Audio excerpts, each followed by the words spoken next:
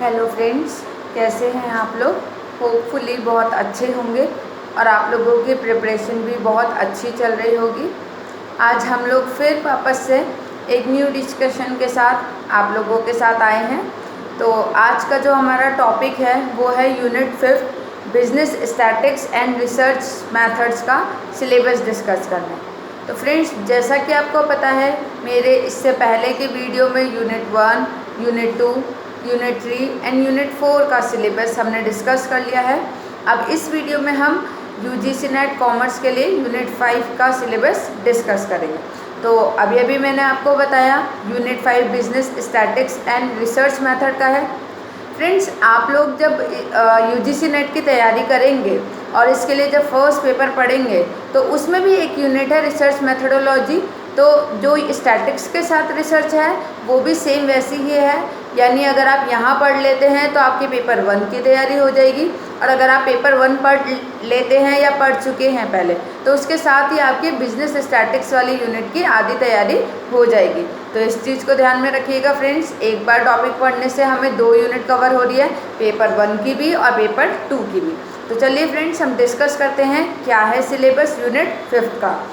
Unit 5 है business statics and research method. इसके अंदर जो टॉपिक हमें पढ़ने होंगे यूजीसी नेट के एग्ज़ाम के लिए वो है मेजर्स ऑफ सेंट्रल टेंडेंसी, जिसके अंदर आपका मीन, मोड, मीडियन हम लोग स्टडी करेंगे।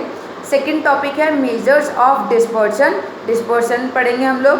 देन थर्ड टॉपिक है measures of skewness. Then fourth topic है correlation and regression of two variables. Then next topic है probability, approaches to probability and Bayes theorem. Bayes theorem जो है वो भी इसी टॉपिक के साथ अटैच्ड है। देन नेक्स्ट टॉपिक है प्रोबेबिलिटी डिस्ट्रीब्यूशंस, जिसके अंदर हम बाइनॉमिनल, पॉइजन एंड नॉर्मल डिस्ट्रीब्यूशंस पढ़ेंगे। देन इसके बाद स्टार्ट हो जाती है रिसर्च मेथडोलॉजी के टॉपिक्स। तो इसके अंदर हम फर्स्ट टॉपिक पढ़ेंगे रिसर्च कॉन्सेप्ट एंड टाइप्स, जो कि बेसिक हम सबके अंदर पढ़ते ही हैं। देन नेक्स्ट है research design, most important topic है फर्स्ट पेपर के रिसर्च यूनिट के लिए भी और यहाँ भी। देन हम नेक्स्ट टॉपिक पढ़ेंगे डेटा, जिसके अंदर हम collection and classification of data पढ़ेंगे। देन सैम्पलिंग एंड एस्टिमेशन, जिसके अंदर हम concepts, methods of sampling, probability and non probability sampling methods, ये सब हम डिस्कस करेंगे। देन नेक्स्ट टॉपिक है सैम्पलिंग डिस्ट्रीब्यूशन। नेक्स्ट टॉपिक है central limit theorem. Next topic है standard error, most important topic है अगेन। नेक्स्ट टॉपिक है statistical estimation. Next topic है hypothesis testing, overall important topic है फॉर द लाइफ, आप आगे भी ये चीज़ बहुत काम आने वाली है। जेड टेस्ट, इसके अंदर हाइपोथेसिस टेस्टिंग टॉपिक के अंदर हम क्या क्या पढ़ने वाले हैं, z test, t test, ANOVA जिसको यू टेस्ट भी बोलते हैं, क्रुशाल वालिक टेस्ट जिसको एच टेस्ट भी बोलते हैं। इसके बाद रैंक कोरिलेशन टेस्ट, ये सब टॉपिक हम किसके अंदर पढ़ने वाले हैं, हाइपोथेसिस टेस्टिंग के अंदर। ये इसके अलग अलग टाइप्स हैं। देन लास्ट टॉपिक जो हम इसके अंदर पढ़ने वाले हैं वो है रिपोर्ट राइटिंग।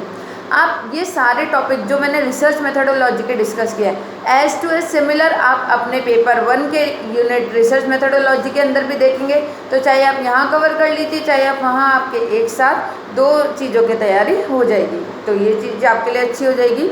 मैं एक बार फिर से आपके लिए रिपीट कर देती हूँ business statics and research method का सिलेबस।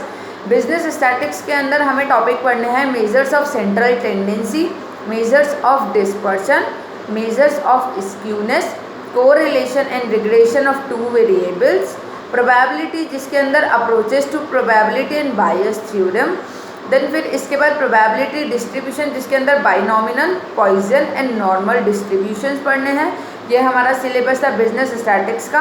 रिसर्च मेथडोलॉजी यूनिट के अंदर हम लोग पढ़ेंगे research concept and types, research का डिज़ाइन, डेटा कलेक्शन क्लासिफिकेशन के मेथड, सैम्पलिंग एस्टिमेशन जिसके अंदर concept of sampling, method of sampling, probability and non probability method.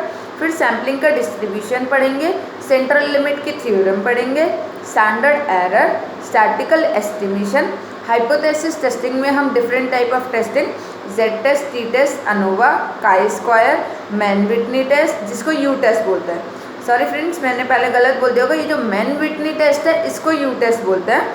उसके बाद क्रुशाल वाली टेस्ट जिसको एच टेस्ट बोलेंगे। फिर इसके बाद रैंक कोरिलेशन टेस्ट पढ़ेंगे एंड लास्ट टॉपिक है रिपोर्ट राइटिंग। ठीक है फ्रेंड्स, ये हमारी पूरी यूनिट 5 का सिलेबस था। अब इसके बाद हम यूनिट 6, यूनिट 7, यूनिट 8, 9 एंड 10 का सिलेबस डिस्कस करेंगे और उसके बाद फिर हम किसी भी एक यूनिट को उठाकर और फिर उसके टॉपिक्स को हम लोग आगे पढ़ते जाएंगे। तब तक आप लोग अपने प्रिपरेशन को कंटिन्यू कीजिए।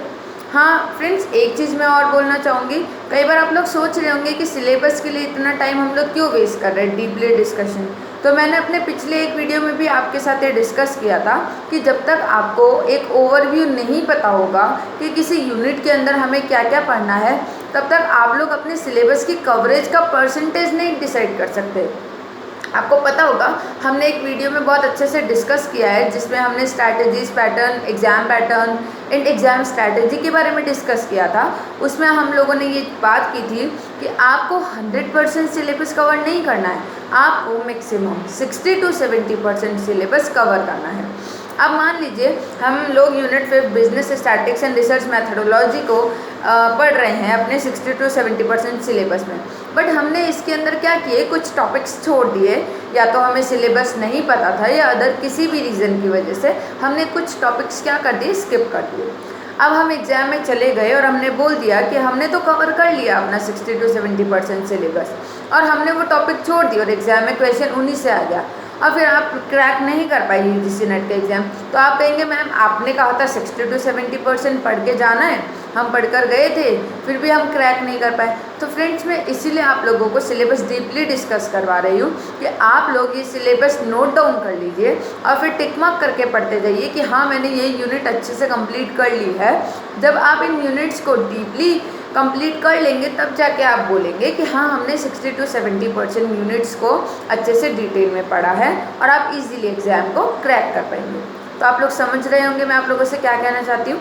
तो आप लोग अपनी प्रिपरेशन को कंटिन्यू कीजिए, सिलेबस को डीपली अपने माइंड सेट कर लीजिए कि हाँ ये टॉपिक्स हमें इसके अंदर पढ़ने हैं और इन टॉपिक्स को हमें डीपली पढ़ना है। ये चीज़ें करने के बाद में फिर आप अपने सिलेबस की कवरेज कीजिए, एक एक यूनिट उठाकर, और हमारे साथ भी कंटिन्यू कीजिए ताकि आप लोगों की प्रैक्टिस होती रहे विद क्वेश्चंस।